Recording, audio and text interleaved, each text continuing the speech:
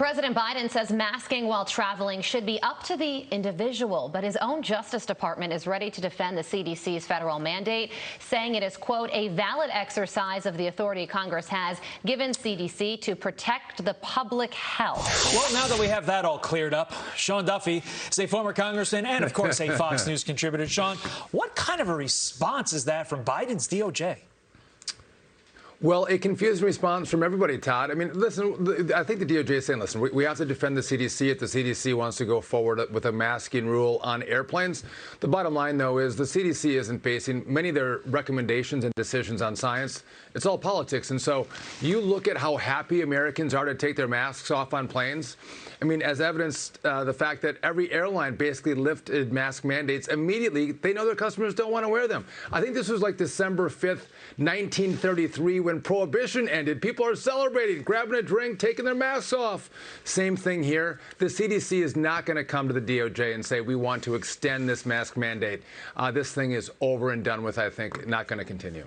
Heading down to the border, Beto O'Rourke has been all over the map when it comes to whether or not he supports ending Title 42. On April 12th, he said, it does not make sense to end this until there is a real plan and the capacity in place to handle those and address those that come over. Then a few days later, he said this. Listen here. I think it's time to end Title 42. Okay. I don't think we should have ever implemented it. It's a very cynical reading of U.S. law that, again, has done nothing to improve public health or safety. Yeah, so, Sean, I think that this is bigger than just Beto. It shows that progressives really are having a tough time defending their policies, pleasing their own base when they know that what they are saying overall doesn't get broad support. Well, I think that's right, Carly, because when Beto's saying this on MSNBC, he's talking to the left-wing base of the Democrat Party. But back in Texas, most Texans don't want open borders. They don't want 18,000 people, coming into the U.S. a day if Title 42 is lifted. So back at home, he has to say, whoa, this policy is dangerous.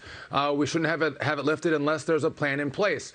But you know what Americans want? They want leadership. They want people to be honest with them, maybe tell them things they don't want to hear, but are truthful. And that's what leaders do. And when Beto O'Rourke can't take a position on Title 42 that's having a huge impact on America and on the state of Texas, it's pretty troubling, which is why, listen, he's going to go nowhere. You can't say, I support lifting Title 42 when Texas is overrun. This is bad politics in a state where already only 26% of Hispanics support Joe Biden. I mean, this is a core base of the Democrat Party. They're fleeing the party in droves, in one, because of inflation, but two, because of illegal immigration. Texans do not like flip-floppers, my guess is. So no, they don't. There's that as well. Yeah.